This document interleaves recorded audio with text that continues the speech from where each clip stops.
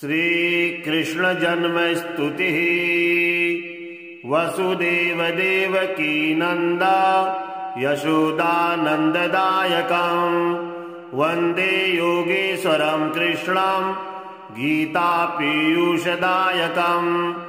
कंसकारागृहे जन्म यस्य बालं च गोकुले द्वारकायां कर्मयोगस्तं कृष्णं प्रणमाम्यहम्। पूतनाधेनुकादीन्यः कंसप्रेरितराक्षसान् जघान लीलया वन्दे तमहं यदुनन्दनम्। गोकुलं बाललीलाभिस्तोषयन्तं सुरेश्वरम् रक्षन्तं धेनुपान्धेनुर्नमाम्यच्युतमीश्वरम्। शान्दीपनिं गुरुं भक्त्या यस्तु तोषयदुत्तमः शिष्योत्तमं तमादर्शं वन्देऽहं भक्तितः सदा। पार्थान् युधिष्ठिरादीन्यः सत्यधर्मपथे स्थितान् आधारं दत्तवान् तस्मै दीनाधाराय नमः। मोहपङ्के निमग्नं विषीदन्तं रणेऽर्जुनं कर्तव्यं योदिदेशस्तं यदुश्रेष्ठं नमाम्यहम्। शतां संरक्षणार्थाय दुष्टान् दण्डयितुं तथा स्वर्गात् वातरद्यो वै तस्मै कृष्णाय ते नमः। शिशुपालजरासन्ध कंसचारूणमुष्टिकान् यो हन्नमामि तं कृष्णं राजनीतिविशारदम्। पाण्डवा रक्षितायेन समस्वस्ता च द्रौपदी निहता कौरवास्तस्मै गोविन्दाय नमो नमः। यो वेदोपनिषदसारं गीताख्यं जगदे ददौ तस्मै पूर्णावताराय श्रीकृष्णाय नमो नमः। शङ्खचक्रगदा पद्मा धारिणं श्यामसुन्दरं श्रीकृष्णं सगुणं द्रष्टुं काङ्क्षते मम मानसम्। विश्वाधारं वासुदेवं सर्वव्यापिनमीश्वरम् सच्चिदानन्दमूर्ति त्वं वन्देऽहं सादरं प्रभो। श्रीकृष्णचरितं दिव्यं श्रुत्वा चरितयस्तथा सफलं जन्म तस्यास्ति निश्चितात्र मतिर्मम। श्रीकृष्णार्पणमस्तु। वसुदेव देवकी नंदा यशोदानंददायकं वंदे योगेश्वरं कृष्णं गीता पीयूषदायकं। कंसकारागृहे जन्म यस्य बालं च गोकुले द्वारकायां कर्मयोगस्तं कृष्णं प्रणमाम्यहम्। पूतनाधेनुकादीन्यः कंसप्रेरितराक्षसान् जघान लीलया वन्दे तमहं यदुनन्दनम्। गोकुलं बाललीलाभिस्तोषयन्तं सुरेश्वरम् रक्षन्तं धेनुपान्धेनुर्नमाम्यच्युतमीश्वरम्। शान्दीपनिं गुरुं भक्त्या यस्तु तोषयदुत्तमः शिष्योत्तमं तमादर्शं वन्देऽहं भक्तितः सदा। पार्थान् युधिष्ठिरादीन्यः सत्यधर्मपथे स्थितान् आधारं दत्तवान् तस्मै दीनाधाराय नमः। मोहपङ्के निमग्नं विषीदन्तं रणेऽर्जुनं कर्तव्यं योदिदेशस्तं यदुश्रेष्ठं नमाम्यहम्। शतां संरक्षणार्थाय दुष्टान् दण्डयितुं तथा स्वर्गात् वातरद्यो वै तस्मै कृष्णाय ते नमः। शिशुपालजरासन्ध कंसचारूणमुष्टिकान् यो हन्नमामितं कृष्णं राजनीतिविशारदम्। पाण्डवा रक्षितायेन समस्वस्ता च द्रौपदी निहता कौरवास्तस्मै गोविन्दाय नमो नमः। यो वेदोपनिषदसारं गीताख्यं जगदे ददौ तस्मै पूर्णावताराय श्रीकृष्णाय नमो नमः। शंख चक्र गदा पद्म धारिणं श्यामसुन्दरं श्रीकृष्णं सगुणं द्रष्टुं काङ्क्षते मम मानसम्। विश्वाधारं वासुदेवं सर्वव्यापिनमीश्वरम् सच्चिदानन्दमूर्ति त्वां वन्देऽहं सादरं प्रभो। श्रीकृष्णचरितं दिव्यं श्रुत्वा चरितयस्तथा सफलं जन्म तस्यास्ति निश्चितात्र मतिर्मम। श्रीकृष्णार्पणमस्तु। वसुदेवदेवकी नन्द यशोदानन्ददायकं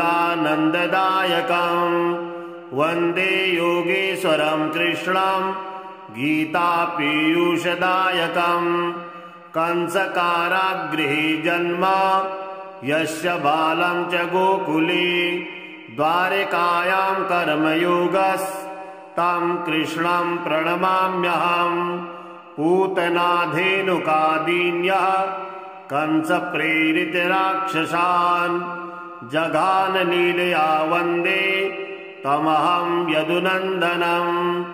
गोकुलं बाललीलाभिस्तोषयन्तं सुरेश्वरम् रक्षन्तं धेनुपान्धेनुर्नमाम्यच्युतमीश्वरम्। शान्दीपनिं गुरुं भक्त्या यस्तु तोषयदुत्तमः शिष्योत्तमं तमादर्शं वन्देऽहं भक्तितः सदा। पार्थान्युधिष्ठिरादीन्यः सत्यधर्मपथे स्थितान् आधारं दत्तवान् तस्मै दीनाधाराय ते नमः। मोहपङ्केनिमग्रान्तं विषीदन्तं रणेऽर्जुनं कर्तव्यं योदिदेशस्तं यदुश्रेष्ठं नमाम्यहम्।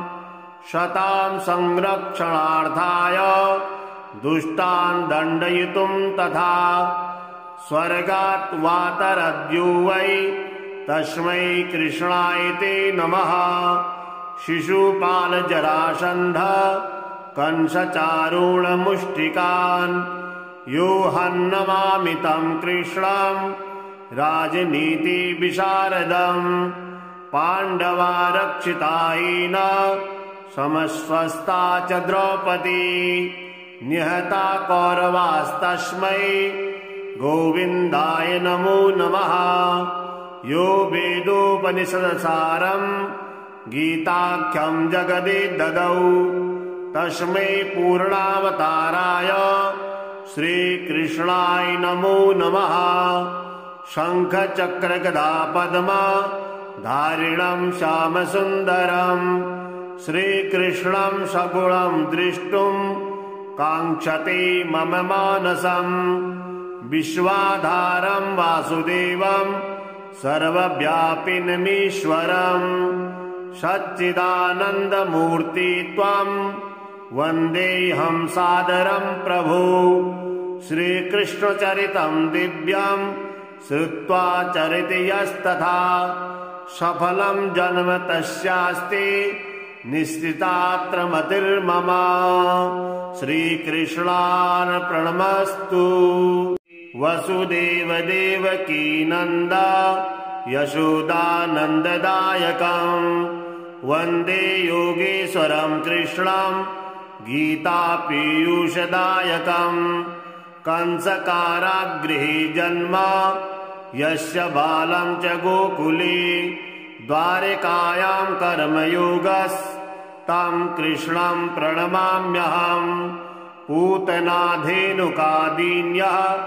कंसप्रेरितराक्षसान् जघान लीलया वन्दे तमहं यदुनन्दनम् गोकुलं बाललीलाभिस्तोषयन्तं सुरेश्वरम् रक्षन्तं धेनुपान्धेनुर्नमाम्यच्युतमीश्वरम् शान्दीपनिं गुरुं भक्त्या यस्तु तोषयदुत्तमः शिष्योत्तमं तमादर्शं वन्देऽहं भक्तितः सदा पार्थान् युधिष्ठिरादीन्यः सत्यधर्मपथे स्थितान् आधारं दत्तवान् तस्मै दीनाधाराय ते नमः मोहपङ्के निमग्नान्तं विषीदन्तं रणेऽर्जुनं कर्तव्यं योदिदेशस्तं यदुश्रेष्ठं नमाम्यहम् शतां संरक्षणार्थाय दुष्टान् दण्डयितुं तथा स्वर्गात् वातरद्यो वै तस्मै कृष्णाय ते नमः शिशुपालजरासन्ध कंसचारूणमुष्टिकान् यो हन्नमामि तं कृष्णं राजनीतिविशारदम् पाण्डवारक्षितायेन समस्वस्ता च द्रौपदी निहता कौरवास्तस्मै गोविन्दाय नमो नमः यो वेदोपनिषदसारं गीताख्यं जगदे ददौ तस्मै पूर्णावताराय श्रीकृष्णाय नमो नमः शङ्खचक्रगदा पद्मा धारिणं श्यामसुन्दरं श्रीकृष्णं सगुणं द्रष्टुं काङ्क्षते मम मानसम् विश्वाधारं वासुदेवं सर्वव्यापिनमीश्वरम् सच्चिदानन्दमूर्ति त्वं वन्देऽहं सादरं प्रभो श्रीकृष्णचरितं दिव्यं श्रुत्वा चरिति यस्तथा सफलं जन्म तस्यास्ति निश्चितात्र मतिर्मम श्रीकृष्णार्पणमस्तु। वसुदेवदेवकी नन्द यशोदानन्ददायकं वन्दे योगेश्वरं कृष्णं गीतापीयूषदायकं कंसकारागृहे जन्म यस्य बालं च गोकुले द्वारकायां कर्मयोगस्तं कृष्णं प्रणमाम्यहम् पूतनाधेनुकादीन्यः कंसप्रेरितराक्षसान् जघान लीलया वन्दे तमहं यदुनन्दनम् गोकुलं बाललीलाभिस्तोषयन्तं सुरेश्वरम् रक्षन्तं धेनुपान्धेनुर्नमाम्यच्युतमीश्वरम् शान्दीपनिं गुरुं भक्त्या यस्तु तोषयदुत्तमः शिष्योत्तमं तमादर्शं वन्देऽहं भक्तितः सदा पार्थान् युधिष्ठिरादीन्यः सत्यधर्मपथे स्थितान् आधारं दत्तवान् तस्मै दीनाधाराय ते नमः मोहपङ्के निमग्नान्तं विषीदन्तं रणेऽर्जुनं कर्तव्यं योदिदेशस्तं यदुश्रेष्ठं नमाम्यहम् शतां संरक्षणार्थाय दुष्टान् दण्डयितुं तथा स्वर्गात् वातरद्यो वै तस्मै कृष्णाय ते नमः शिशुपालजरासन्ध कंसचारूणमुष्टिकान् यो हन्नमामि तं कृष्णं राजनीतिविशारदम् पाण्डवारक्षितायेन समस्वस्ता च द्रौपदी निहता कौरवास्तस्मै गोविन्दाय नमो नमः। यो वेदोपनिषदसारम् गीताख्यं जगदे ददौ तस्मै पूर्णावताराय श्रीकृष्णाय नमो नमः। शंख चक्र गदा पद्म धारिणं श्यामसुन्दरम् श्रीकृष्णं सगुणं द्रष्टुं काङ्क्षते मम मानसम्। विश्वाधारं वासुदेवं सर्वव्यापिनमीश्वरम् सच्चिदानन्दमूर्ति त्वं वन्देऽहं सादरं प्रभो। श्रीकृष्णचरितं दिव्यं श्रुत्वा चरिति यस्तथा सफलं जन्म तस्यास्ति निश्चितात्र मतिर्मम। श्रीकृष्णार्पणमस्तु। वसुदेवदेवकी नन्द यशोदानन्ददायकम् वन्दे योगेश्वरं कृष्णं गीतापीयूषदायकम्। कंसकारागृहे जन्म यस्य बालं च गोकुले द्वारकायां कर्मयोगस्तं कृष्णं प्रणमाम्यहम्। पूतनाधेनुकादीन्यः कंसप्रेरितराक्षसान् जघानलीलया वन्दे तमहं यदुनन्दनम्। गोकुलं बाललीलाभिस्तोषयन्तं सुरेश्वरम् रक्षन्तं धेनुपान्धेनुर्नमाम्यच्युतमीश्वरम्। सान्दीपनिं गुरुं भक्त्या यस्तु तोषयदुत्तमः शिष्योत्तमं तमादर्शं वन्देऽहं भक्तितः सदा। पार्थान् युधिष्ठिरादीन्यः सत्यधर्मपथे स्थितान् आधारं दत्तवान् तस्मै दीनाधाराय ते नमः। मोहपङ्के निमग्नान्तं विषीदन्तं रणेऽर्जुनं कर्तव्यं योदिदेशस्तं यदुश्रेष्ठं नमाम्यहम्। शतां संरक्षणार्थाय दुष्टान् दण्डयितुं तथा स्वर्गात् वातरद्यो वै तस्मै कृष्णाय ते नमः। शिशुपालजरासन्ध कंसचारूणमुष्टिकान् यो हन्नमामि तं कृष्णं राजनीतिविशारदम्। पाण्डवा रक्षितायेन समस्वस्ता च द्रौपदी निहता कौरवास्तस्मै गोविन्दाय नमो नमः। यो वेदोपनिषदसारम् गीताख्यं जगदे ददौ तस्मै पूर्णावताराय श्रीकृष्णाय नमो नमः। शंख चक्र गदा पद्म धारिणं श्यामसुन्दरम् श्रीकृष्णं सगुणं द्रष्टुं काङ्क्षते मम मानसम्। विश्वाधारं वासुदेवं सर्वव्यापिनमीश्वरम् सच्चिदानन्दमूर्ति त्वं वन्देऽहं सादरं प्रभो।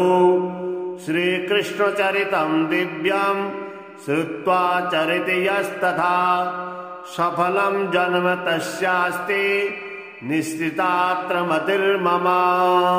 श्रीकृष्णार्पणमस्तु। वसुदेवदेवकी नन्द यशोदानन्ददायकम् वन्दे योगेश्वरं कृष्णं गीतापीयूषदायकम्।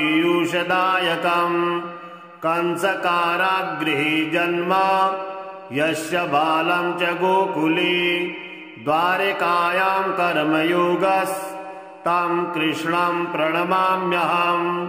पूतनाधेनुकादीन्यः कंसप्रेरितराक्षसान् जघानलीलया वन्दे तमहं यदुनन्दनम्।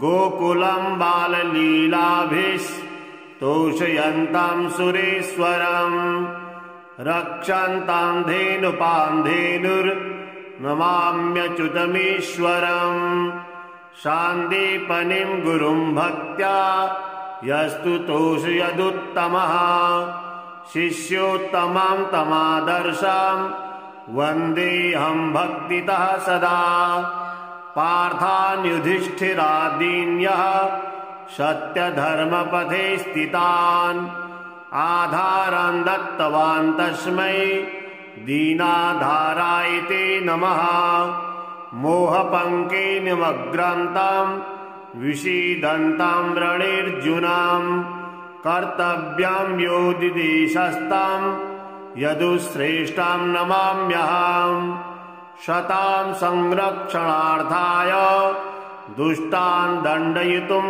तथा स्वर्गात् वातरद्यो वै तस्मै कृष्णाय ते नमः शिशुपालजरासन्ध कंसचारूणमुष्टिकान् यो हन्नमामि तं कृष्णं राजनीतिविशारदम् पाण्डवा रक्षितायेन समस्वस्ता च द्रौपदी निहता कौरवास्तस्मै गोविन्दाय नमो नमः यो वेदोपनिषदसारं गीताख्यं जगदे ददौ तस्मै पूर्णावताराय श्रीकृष्णाय नमो नमः शङ्खचक्रगदा पद्मा धारिणं श्यामसुन्दरं श्रीकृष्णं सगुणं द्रष्टुं काङ्क्षते मम मानसम् विश्वाधारं वासुदेवं सर्वव्यापिनमीश्वरम् सच्चिदानन्दमूर्ति त्वां वन्देऽहं सादरं प्रभो श्रीकृष्णचरितं दिव्यं श्रुत्वा चरित यस्तथा सफलं जन्म तस्यास्ति निश्चितात्र मतिर्मम श्रीकृष्णार्पणमस्तु।